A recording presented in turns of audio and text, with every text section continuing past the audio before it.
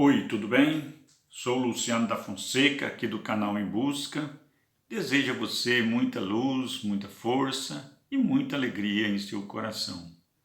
Dentro da história do Brasil, nós vamos ver hoje o grito da independência, ou seja, a independência da América Portuguesa.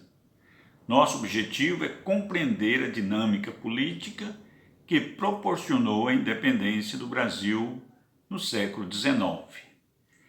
Na história, tanto liberais como marxistas, a independência do Brasil, ou o Grito do Ipiranga, consta como o fato mais importante do processo histórico. Assim, ocorreu a separação entre Brasil e Portugal, que se deu em 7 de setembro de 1822. Foi um episódio que corresponde à quebra do domínio português sobre a colônia, principalmente nas relações políticas e econômicas. A independência do Brasil corresponde ao nascimento do Estado, ao nascimento da pátria, da nação, do povo e também da sociedade brasileira. Conforme Carvalho, o povo não participou do grito da independência. O povo, mais uma vez, ficou de fora e assistiu bestializado à implantação da monarquia como regime de governo escolhido por Dom Pedro. A história do Brasil existe um conjunto de causas que influenciaram a independência do Brasil. Entre elas, podemos dizer causas internas e causas externas. No contexto interno, temos os movimentos nacionalistas, liberais, como, por exemplo, a Conjuração Mineira de 1789, a Conjuração Carioca, um ato de intelectuais em 1794, a Conjuração Baiana em 1798 e, por último, a chamada Revolução Pernambucana em 1817. Todos estes movimentos tinham uma proposta de separação, de emancipação, de criação de um Estado. Todavia, foram todos derrotados em suas propostas de criação de um novo país na chamada América Portuguesa. Para o entendimento da independência do Brasil, um fato externo que ocorre na Europa é primordial, sendo este a invasão de Napoleão Bonaparte à Península Ibérica em 1808. A partir daí, Bonaparte, imperador francês, decretou o bloqueio continental, isto é, proibiu todos os países europeus de comercializar com a Inglaterra. Contudo, Portugal era um antigo aliado da Inglaterra, seu principal devedor, não aceitou as ordens de Napoleão e a família real portuguesa decidiu fugir para o Brasil, para não acatar a ordem de Napoleão e para não ser derrotada.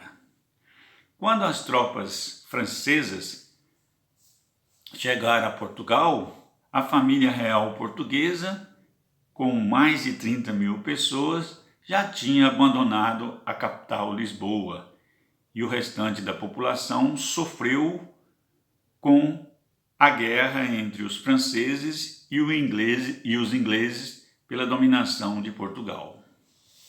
Em 1808, Dom João, acompanhado de aproximadamente 30 mil pessoas, como dissemos, chegou ao Brasil. Depois de uma rápida passagem por Salvador, onde decretou a abertura dos portos brasileiros às nações amigas, rompendo assim o pacto colonial, transferiu para a cidade do Rio de Janeiro e logo se instalou com a comitiva. Assim, de imediato vai criar 3 ministérios: guerra e estrangeiros, marinha, fazenda e interior. Além disso, instalou a Casa de Suplicação, hoje o Supremo Tribunal Federal. Fundou o Museu Nacional, a Biblioteca Real e o Banco do Brasil. Ainda promoveu a vinda da missão francesa, que vai fazer diversas pesquisas pelo Brasil.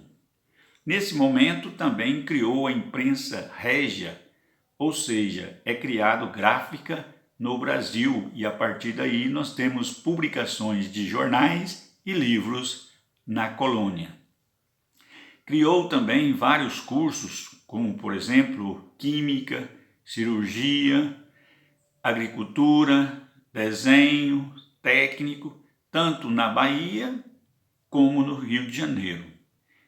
Em 1809, vai invadir a Guiana Francesa, vai anexar ao controle de Portugal e vai manter um controle sobre a colônia do Sacramento, ou seja, o atual Uruguai, que vai ser incorporado em 1817 ao território brasileiro.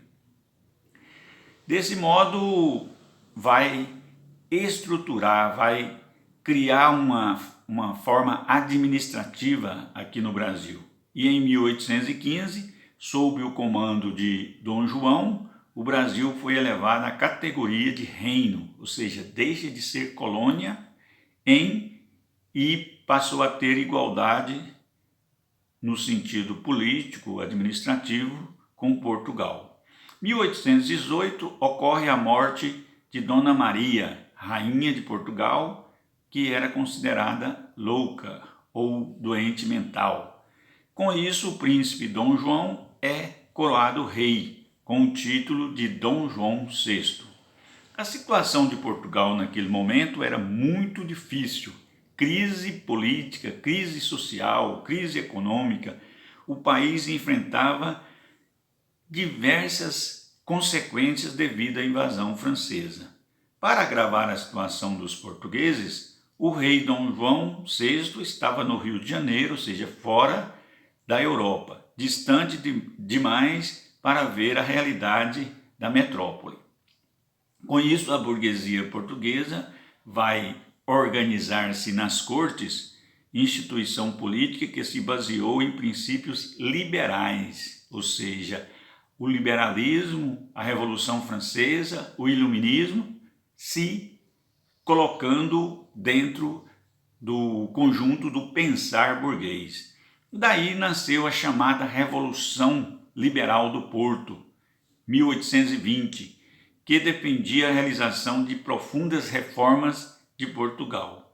A grande exigência dos liberais portugueses era que Portugal e não o Brasil sediasse a sede do reino português. Dentro desse contexto, os liberais portugueses passaram a exigir, ou seja, volta imediata de Dom João VI a Portugal. Não tinha outra opção, era a única opção que a burguesia portuguesa dava a Dom João. Com isso, os portugueses, exigindo a volta de Dom João, passaram também a exigir a volta do monopólio comercial entre Brasil e Portugal. E essas exigências demonstravam para a elite brasileira, para a nobreza brasileira, para a burguesia brasileira, o desejo dos portugueses em restaurar os laços coloniais que existia até a vinda em 1808 de Dom João para o Brasil. O rei português, nesse sentido, passou a ser ameaçado de ser destituído do trono se não retornasse. Assim, acabou retornando para Portugal em 26 de abril de 1821. Seu filho Pedro de Alcântara foi deixado no Rio como príncipe regente do Brasil. Logo depois da chegada de Dom João VI a Portugal, foi emitido um documento por esse grupo da burguesia que exigia o retorno do regente Dom Pedro para a Europa. O objetivo dos portugueses era recolonizar o Brasil. Para isso acontecer, era necessário diminuir o poder do príncipe regente, porém Dom Pedro resolveu a se rebelar, ou seja, continuar no solo brasileiro e não atendeu à ordem da corte. A ação dos portugueses despertou ainda mais o sentimento de insatisfação dos liberais brasileiros. Com isso, aumentou o desejo da independência. Como reflexo, Dom Pedro recebeu um manifesto com 8.000 petições para que o príncipe regente não abandonasse o país. Esse episódio aconteceu no dia 9 de janeiro de 1822 e ficou conhecido como o Dia do Fico. Para o bem da nação, Dom Pedro diz: fico. Assim, a independência foi declarada por Dom Pedro quando ele estava em viagem a Santos, quando ele vai pronunciar a famosa frase independência ou morte, dita quando ele estava próximo ao riacho do Ipiranga. Por isso a expressão também é conhecida como o Grito do Ipiranga, que ocorreu em 7 de setembro de 1822. A Declaração de Independência do Brasil, como nós falamos, cria uma nação, estabelece o Estado brasileiro, estabelece a sociedade brasileira e foi recebida positivamente por quase todas as províncias do Brasil. Se eu não me engano, tinha 20 províncias naquele momento. Todavia, as províncias do Pará, da Bahia, do Maranhão e da Cisplatina, que é o atual Uruguai, mantiveram-se fiéis a Portugal. Isso provocou as chamadas Guerras da Independência do Brasil, que foi vencida facilmente pelo imperador Dom Pedro I. No caso do Pará, a independência somente foi reconhecida em 15 de agosto de 1823, após o famoso caso do Big Palhaço, onde morreram mais de 250 pessoas covardemente num navio.